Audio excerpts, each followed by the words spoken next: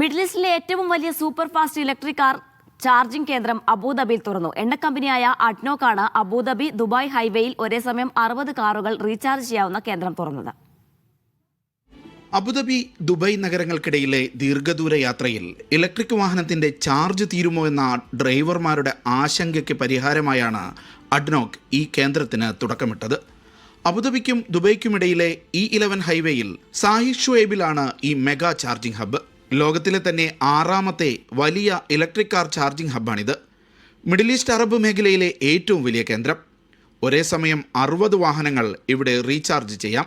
20 മിനിറ്റിൽ 80% വരെ ചാർജിംഗ് സാധ്യമാക്കുന്ന വിധം ഫാസ്റ്റാണ് ഇവിടുത്തെ ചാർജറുകൾ. അടുത്ത വർഷത്തിനകം 20 EV ചാർജിംഗ് ഹബ്ബുകൾ തുറക്കാനുള്ള ഒരുക്കത്തിലാണ് അഡ്നോക്ക്. ഇതിൽ 15 എണ്ണവും ഈ വർഷം തന്നെ നിർമ്മാണം പൂർത്തിയാക്കുമെന്ന് അധികൃതർ പറഞ്ഞു. Media 1 Abu Dhabi.